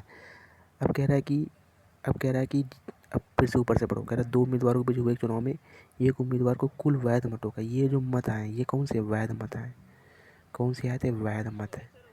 और ये जो मत है, ये वाले जो 20 निकल के आए, ये कौन से अवैध मत है, ये कौन से अवैध मत है, ये कौन से अवैध है। तो कह रहा है दो उम्मीदवारों के बीच हुए एक चुनाव में एक उम्मीदवार कुल वैध मतों का 55% मत प्राप्त करके ठीक है, प्राप्त करता है। 20% वोट अवैध थे, 20% वोट अवैध थे। ठीक है, तो कह रहा है कि ये 2 उम्मीदवारों के बीच हुए चुनाव में एक उम्मीदवार कुल वैध मतों का यानी कि ये पहला उम्मीदवार, ये दूसरा उम्मीदवार, तो वैध मत कितने 80 यानी 80 का 55% प्राप्त करता है। तो 80 × 55/100 ये प्राप्त करता है। हल कर लो जरा इसको, 1 0 से 1 0 कैंसिल हो गया। ठीक है, अब इसको काटो, 2 चौके 8 हो गया, 2 पंचे हो गया 10, 5 से इसको कटा के तो 11, यानी पहले वाले को कितना मिला 44, 11 चौके 44%, यानी पहले वाले को कितना परसेंट मिला है, पहले वाले को मिला है 44% मिला है। पहले वाले को कितना मिल गया, 44% मिल गया है। ठीक है, तो पहले वाले को मिल गया 44%, 44% मिल गया पहले वाले को। पहले वाले को कितना मिल गया, 44% मिल गया। अब 80 में से 44% इसको मिल गया है। वैध मत कितने थे, 80, 80 में से 44 इसको मिल गया, तो दूसरे वाले को कितना मिला होगा, 80 माइनस का 44, घटाओ जरा कितना आ जाएगा, 6 और 3 36%, दूसरे वाले को मिला होगा 36%। दूसरे वाले को कितना मिला होगा, 36%। तो कह रहे दूसरे उम्मीदवार को वैध मतों की दूसरे उम्मीदवार को प्राप्त वैध वोटों की संख्या बतानी है। तो इन दोनों के बीच में डिफरेंस कितने का है, कह रहा देखो, कह रहा है कि दूसरे उम्मीदवार को प्राप्त वैध मतों की संख्या, दूसरे उम्मीदवार को कितना मिला, 36% मिला है। ठीक है, दूसरे उम्मीदवार को प्राप्त वैध मतों की संख्या कितनी है, दूसरे उम्मीदवार को कितना मिला है, 36 मिला है। तो 1% बराबर है 75 के, तो 36% बराबर निकालना है। तो 36% बराबर कितना होगा, 36 × 75 के, 36 × 75 सीधा कर लो, आंसर आ जाएगा 2700। आगे बात समझ में। चलो अगले क्वेश्चन पे आते हैं। अगला क्वेश्चन क्या बोल रहा है, अगला क्वेश्चन कह रहा है कि दो उम्मीदवारों के मध्य होने वाले किसी चुनाव में पहले उम्मीदवार को कुल वैध मतों का 80% वोट मिलता है। यदि कुल इतने मतों में 10% मत क्या हो गए, अवैध घोषित कर दिए गए हैं, तो दूसरे उम्मीदवार के पक्ष में कितने वैध मत मिले। तो दूसरे उम्मीदवार के पक्ष में कितने वैध मत पड़े, ये बताना है कि दूसरे उम्मीदवार के पक्ष में कितने वैध मत मिले। ठीक है, तो अगर दो उम्मीदवारों के मध्य होने वाले किसी चुनाव में पहले उम्मीदवार को कुल वैध मतों का 80% मिलता है। ठीक है, तो 100% अपने आप में रहा होगा, कितना परसेंट रहा होगा, 100%। तो कह रहा है कि 10% मत अवैध हो गए, अवैध कितने हो गए, 10%। तो ठीक है, 10% अवैध, 10% हमारे अवैध हो गए, 10% हमारे क्या हो गए, अवैध, यानी कि 10 हमारे वोट क्या हो गए, अवैध हो गए, क्या हो गए, अवैध हो गए। यानी वैध मत कितने बचे हमारे, 90। वैध मत कितने बचे, 90। इसके बाद क्या कह रहा है, दो उम्मीदवार के मध्य होने वाले किसी चुनाव में पहले उम्मीदवार को कुल वैध मतों का 80% मिलता है। कुल वैध मत, ये वाले क्या है, कुल वैध मत है, ये कौन से, कुल वैध। तो पहले उम्मीदवार को क्या मिलते हैं, कुल वैध मतों का 80% मिलता है। कुल वैध मतों का 80% मत मिलते हैं पहले वाले को। ठीक है, तो पहले वाले को कुल वैध मतों का 80% मत मिलते हैं, तो 90 का 80% निकाल लो, 90 का 80%, तो निकालो कितना का, 972, यानी कि पहले वाले को कितने मिल गया, 72। ये पहले वाले उम्मीदवार को 72% मिल गया है। तो 90 में से 72 मिल गया पहले वाले को, तो दूसरे वाले को कितना मिला होगा, 8 यानी कि 18। दूसरे वाले को कितना मिल गया, 18% मिल गया। ये पहले वाले को मिल गया 72% और दूसरे वाले को मिल गया 18%। ठीक है, तो कह रहा है अवैध घोषित कर दिया होगा, तो दूसरे उम्मीदवार को पक्ष में कितने वैध मत पड़े हैं। ठीक है, तो हमारे हिसाब से ये टोटल कितने मत है, 18,000 है। इस बार इकाई, दहाई, सैकड़ा, हजार, 10,000, 1,80,000 है टोटल मत। यानी कि हमें पता है 100 बराबर है 1,80,000 के, तो एक बराबर कितने हो जाएगा, 1,800 के। एक बराबर कितने, 1,800, इतना तो पता ही चल गया होगा। एक बराबर है 1,800 के, एक बराबर कितने का, 1,800, इसलिए 18% बराबर, क्योंकि हमें बताना है दूसरे उम्मीदवार के पक्ष में, दूसरे उम्मीदवार के पक्ष में कितने मिले, 18, इसलिए 18 बराबर कितना हो जाएगा, 18 × 1800। हल कर लो ज़रा, तो हल करोगे तो कितना आ जाएगा हमारा, 32,400 आ जाएगा। 32,000 कितना आ जाएगा, 400 आ जाएगा। ठीक है, तो हमने इसमें दूसरा तरीका बता दिया है, बाकी इसमें तो इस मेथड से भी कर सकते हो, कोई दिक्कत नहीं है। तो पहले 100 मान के भी कर सकते हो, ठीक है, कोई दिक्कत नहीं है, आ जाएगा आंसर। ठीक है, दूसरे उम्मीदवार को बताना, तो दूसरे उम्मीदवार का कितना निकलेगा उस हिसाब से भी निकल जाएगा हमारा आंसर। ठीक है, अगर कोई दिक्कत हो तो मैं बताना, 129 नंबर क्वेश्चन में जो तरीका हमने बताया उस तरीके से भी हल करना। बाकी ये एक तरीका भी है, ये वाला तरीका क्या है, टोटल में मत मान लिए दे रखे इतना, 10% अवैध हो गए, ये थोड़ा कठिन है। 10% अवैध नित्य मत हो अवैध हो गए, कितने वैध बचे, 1,80,000 में से 1,800 घटा दिए तो हमारे इतना बचा। पहले उम्मीदवार को मिले 80%, दूसरे उम्मीदवार को कितने मिले होंगे, 20%। तो डायरेक्ट हम लोग इसको ये निकालने की जरूरत नहीं थी, वैसे ये निकालने की जरूरत नहीं, क्योंकि हमें बताना था दूसरे उम्मीदवार को कितने वैध मत मिले, टोटल वैध मत इतने। तो डायरेक्ट निकाल सकते हो 1,62,000 का सीधा 20% निकाल दो, तो 1,62,000 का 20% सीधा निकालोगे ना तो सीधा तुम्हारा आ जाएगा, तुम्हारा 32,400 सीधा डायरेक्ट आ जाएगा। ठीक है, तो ये वाली जो लाइन है ये करने की जरूरत नहीं है इसमें। 80% तुम ही सोचो, पहले वाले 80 मिला तो दूसरे वाले कितना मिला होगा, 20% मिला होगा, किसका वैध मत होगा 20%, तो 1,62,000 का 20% निकाल दो तो सीधा तुम्हारा 32,400 आ जाएगा। समझ में आ गया। तो पहला जो मैटर बताया वो भी मैटर नोट करना, ये वाला भी मैटर। तो अगर कोई प्रॉब्लम होती है, तो हमें इस कमेंट बॉक्स में कर देना, 129 नंबर बता दूँ मैं दोबारा, तो मैं करके बता दूँगा सलूशन फिर से। ठीक है, लेकिन दोनों तरह मैथड से करना, ठीक है ना। चलो अब बात करते हैं हम लोग 130 नंबर क्वेश्चन की। तो 130 नंबर क्वेश्चन क्या कह रहा है, 130 नंबर क्वेश्चन बोल रहा है कि एक चुनाव में 2 उम्मीदवार थे। एक चुनाव में कितने उम्मीदवार थे, एक चुनाव में 2 उम्मीदवार थे। इसमें कुल मतदाताओं में से 5% मतों ने अपने मतों का प्रयोग नहीं किया है। तो 100% है, 5% लोगों ने नहीं किया, नहीं 95% लोगों ने मत डाले।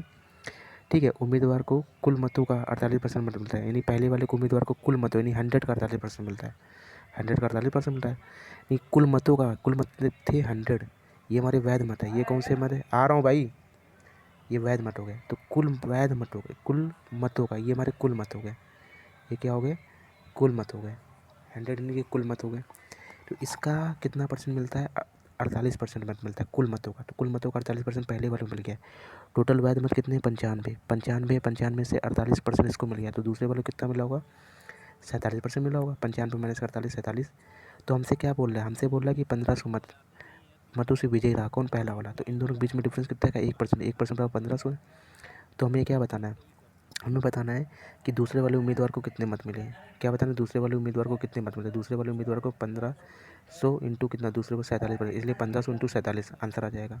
ठीक है, तो देखो यहाँ पूछ रहा था ना कि सफल उम्मीदवार को कुल मतों कितने परसेंट मिले हो तो विजयी रहा हो, तो पराजित उम्मीदवार को कितने मत, तो पराजित कौन सा हुआ है, ये वाला दूसरा वाला, तो इसलिए दूसरे वाले का। ठीक है, चलो अब आते हैं 131 नंबर क्वेश्चन पे। 130 नंबर क्वेश्चन, 131 नंबर क्वेश्चन क्या बोल रहा है।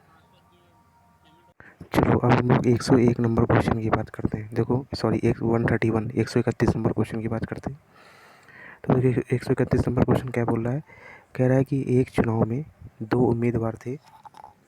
इस चुनाव में मतदाता सूची के कुल 10% मतों का प्रयोग नहीं किया, मतलब 10% लोगों ने अपने मतों का प्रयोग ही नहीं किया है। ठीक है, तो एक चुनाव में 2 उम्मीदवार थे। इस चुनाव में मतदाता सूची के कुल 10% लोगों ने क्या किया है कि अपने मतों का प्रयोग ही नहीं किया है। ठीक है, तथा 60 मतों को अवैध घोषित कर दिया। 60 मतों को क्या कर दिया उन्होंने, अवैध घोषित कर दिया गया। ठीक है, तथा 60 मतों को अवैध घोषित कर दिया गया।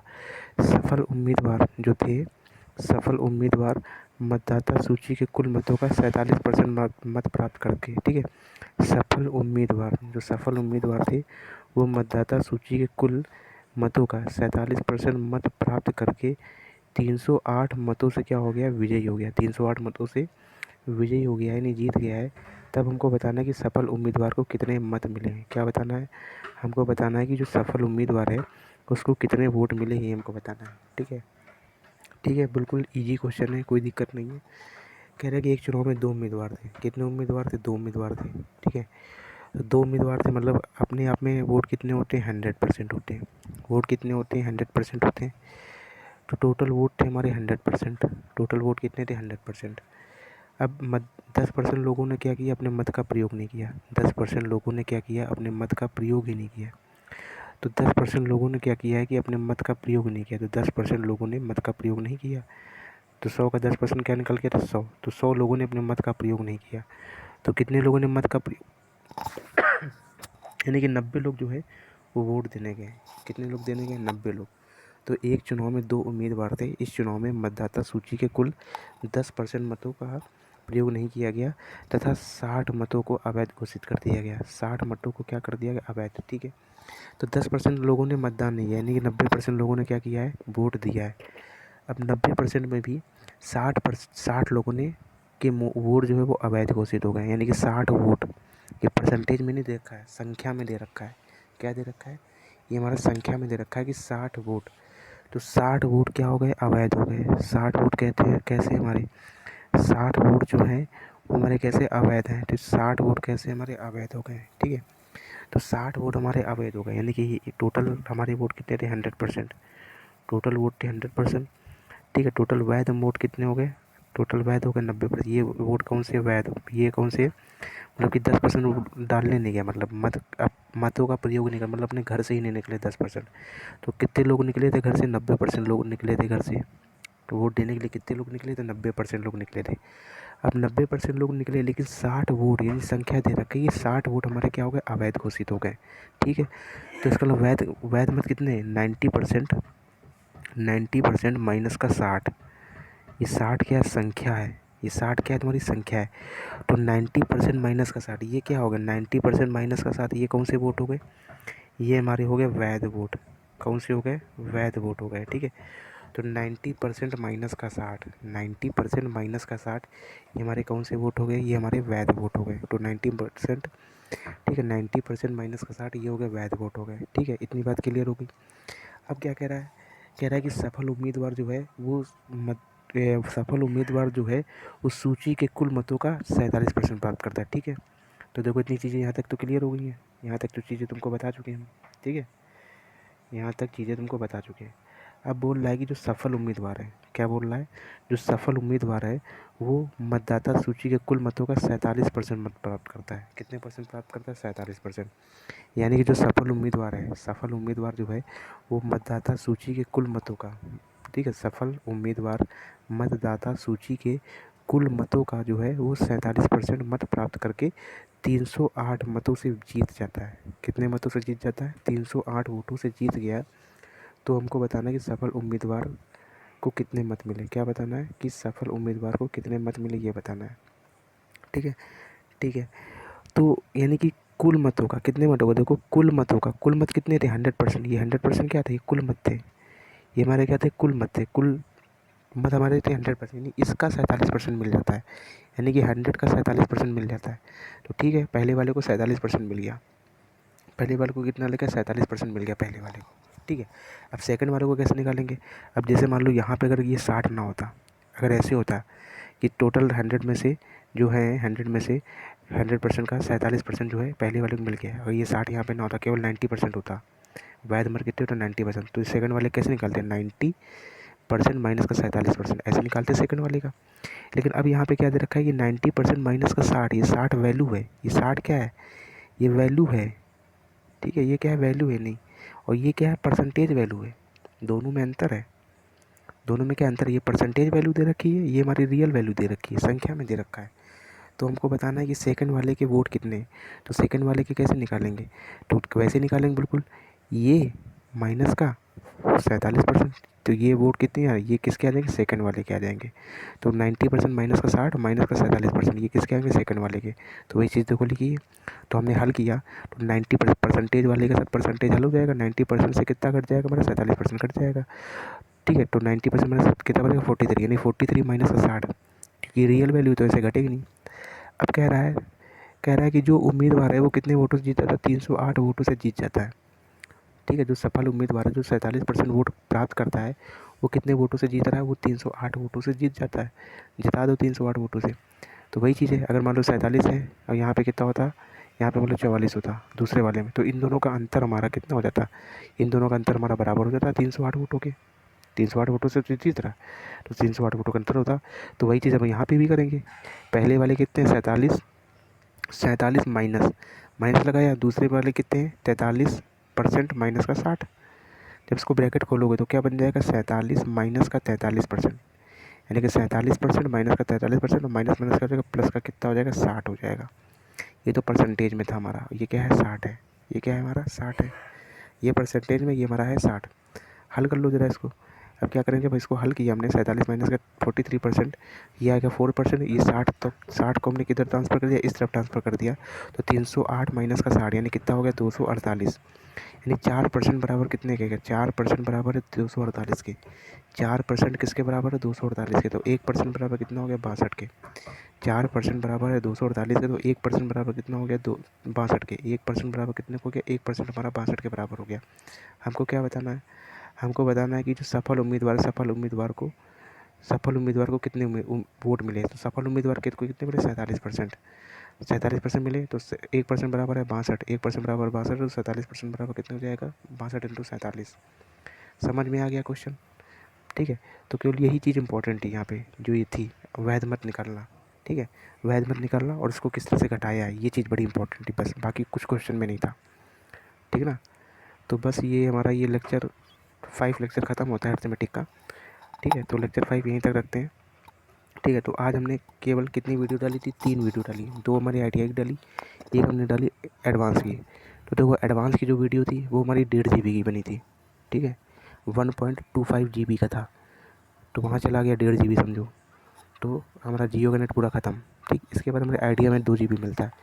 आइडिया की 2 वीडियो डाली, उसमें हमारा आइडिया का नेट खत्म, मतलब इस समय प्रेजेंट टाइम में मेरे पास केवल 500 MB बचा हुआ है। अब इस वीडियो को डालते हैं, ये वीडियो भी कम से कम ये 1 GB के पास ये भी बनाओ, क्योंकि 1 घंटे की वीडियो अगर हो जाती है तो 1 GB की फ़ाइल बन जाती है। वैसे बनती तो वही कम से कम 300 MB की है, जाके 300 MB बनती है, लेकिन इसको हम क्या करते हैं 720 PC में कन्वर्ट करते हैं। तो 720 PC में कन्वर्ट करते हैं तो फाइल हमारी GB में चली जाती है। ठीक है, चलो ठीक है, तो लेक्चर 5 यहीं तक रखते हैं। अब लेक्चर 6 की बात करते हैं। तो लेक्चर 6 परसेंटेज तुमको ऐसे ही ख़त्म कर देंगे, जब तक कॉपी नहीं आ रही है। बुक जब आ जाएगी तब हमारी मैथ की जो स्पीड है इधर अर्थमेटिक की बहुत तेज़ हो जाएगी। एक दिन में 2 क्लासें हो जाया करेंगी। ठीक है, तो इधर से जो मैथ का सिलेबस है बहुत तेज़ी से चलेगा। तुमने रीजनिंग के बारे में नहीं बताया यार, हमने पूछा था, वो वीडियो तुमने देखी नहीं क्या? रीजनिंग के बारे में पूछा था कि मतलब रीजनिंग पढ़ लोगे कि हम कुछ पढ़ा दें, जो सर मतलब कि जिस टॉपिक से तुम्हारे क्वेश्चन गलत हो रहे हैं, तो वो क्वेश्चन है वो टॉपिक हम पढ़ा दें क्या? जैसे स्लॉक्स वगैरह हो गए सब चीज़ें, तो फिर से रिवाइज करा दें तुमको, जिस हिसाब से हो जैसा हो बता तुमको।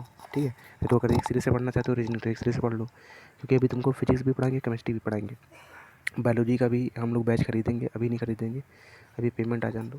क्योंकि देखो इस महीने क्या हुआ, हम रमन से पैसे, तुम्हें याद है कि रमन से हमने पैसे लिए थे 10,000 रुपये, 2500 रुपये उसको दे दिए थे, तो 7500 रुपये उसके बाकी थे, तो 7500 रुपये उसको दे दिए हमने। ठीक है, इसके बाद घर में हमने 11,000 रुपये दिए, घर में 11,000 रुपये दिए, यानी कि हमारे पास टोटल पैसा आया था 17,825 रुपये सैलरी मिली थी। तो देखो इतने रुपए तुम केवल ऐसे ही दे चुके हैं, घर में 11,000 रुपये दे दिए, 7500 रुपये रमन को दे दिए, यानी कि इस मंथ पूरी हमारी सैलरी ख़त्म हो गई। प्रेजेंट टाइम में केवल हमारे पास 200-300 रुपये बचे हैं बस। तो ये हफ्ता हमारा निकल ही जाएगा, अब हमारी 28 या 29 तारीख के आसपास सैलरी आ जाएगी। अब जो सैलरी आएगी भाई 23,000 रुपये के आसपास आएगी, 23,000 के आसपास। ठीक है, तब एडजस्टमेंट हो जाएगा। ठीक है, तो उसी से हम सिलेबस वगैरह ले लेंगे, उसी से सिलेबस हमको लेना है तो तब सिलेबस ले लेंगे। अभी क्या है कि तुम्हारा फिजिक्स और केमिस्ट्री का रिवीजन करो, बाकी इधर मैथ का रिवीजन करो, ये सब रिवाइज करो। ठीक है, बहुत अच्छे से। बाकी करंट अफेयर्स अभी नहीं पढ़नी है, करंट अफेयर्स तुमको पढ़नी है लास्ट के मंथ में पढ़नी है, लास्ट के 1 महीने में करंट अफेयर्स तुमको पढ़नी है, तब हम बताएंगे। अभी तुम्हें केवल फोकस, ओनली फोकस साइंस पे करना है बिल्कुल तगड़े से। और जो बुक लेके आओ प्लेटफॉर्म वाली, वो किताब पढ़ो और क्वेश्चन को गोला लगाओ, जो क्वेश्चन मतलब जिस हिसाब से समझ में नहीं आ रहा किस तरह से आंसर है, बाकी उस किताब को भी हम सॉल्व करवाएंगे। ठीक है, तो ये सब चीज़ें हमारी। तो लेक्चर 5 ख़त्म हो गया है, अब लेक्चर 6 के बारे में बात करेंगे परसेंटेज की। ठीक है, चलो बाय।